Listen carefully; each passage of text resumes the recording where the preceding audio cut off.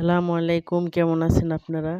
আশা করি সবাই ভালো আছেন। আমিও আপনাদের দোয়ায় বেশ ভালো আছি। আজ ছোট্ট একটি ভিডিও নিয়ে আসছি। আমি আজকে আদা লেবু দিয়ে একটি চা বানাবো। এটি সবার সুস্বাস্থ্যের জন্য খুবই ভালো, বা এটা খেলে উপকারী হবে। আর এটা খেতে খুবই ভালো লাগে। ছোট বড় সবাই এটা খেতে পারে। এটা সবসময় আমি বাসায় বানিয়ে থাকি। এজন্য ভাবছি আপনাদের সাথে শেয়ার করি। আমি একটি আদা এইভাবে কুচি করে নিলাম। আদাটা আপনারা চাইলে গরম পানি যখন ফুটাবো তখন ওইটা একটু থেতো করে তারপরে দিতে পারেন, তবে আমি এইভাবেই দেব। দেখতেও ভালো লাগে, আবার খেতেও ভালো লাগে।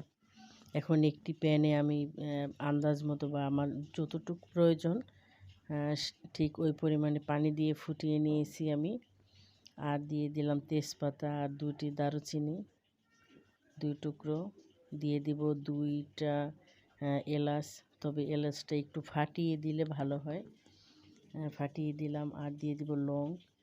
লংটা কিন্তু ঠান্ডা কাশির জন্য খুবই উপকারী।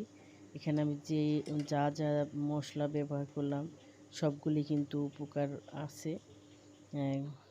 আর এটা কিন্তু যদি আপনি 2 কাপ চা বানান তাহলে 4 কাপ পানি দিবেন।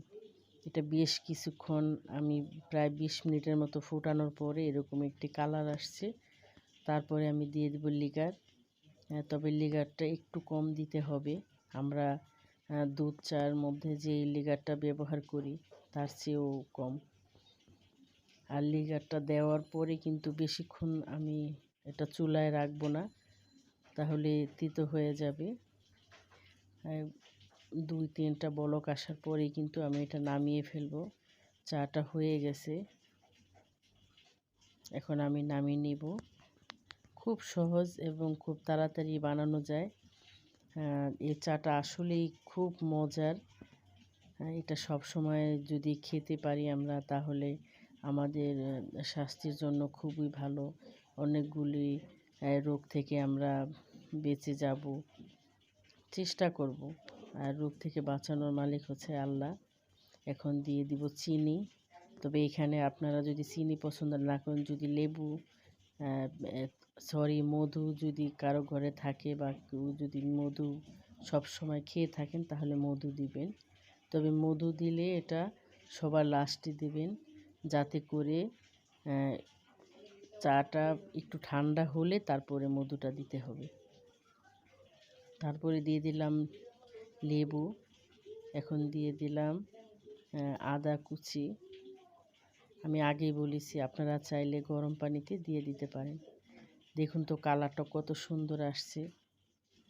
যখন লেবুটা দেওয়ার পরে কিন্তু কালারটা চেঞ্জ হয়ে যায়, দেখতেও ভালো লাগে। আর আমার কাছে তো খুবই ভালো লাগে চাটা। এটা আমি সকালে বিকালে 2 বেলায় খেয়ে থাকি। আপনারাও খান, পরিবারের সবাইকে খাওয়ান। আর অবশ্যই বাসায় ট্রাই করবেন, ট্রাই করে দেখবেন কেমন হয়। আমার মনে হয় একবার যদি বানিয়ে খান তাহলে সব সময় আপনারা এই চাটাই খাবেন, আর মেহমান আসলেও খাওয়াতে পারেন। আসলে খুবই মজার। তাহলে আমার এই ভিডিওটি যদি ভালো লাগে তাহলে লাইক দিন, শেয়ার করুন। আমার চ্যানেলটি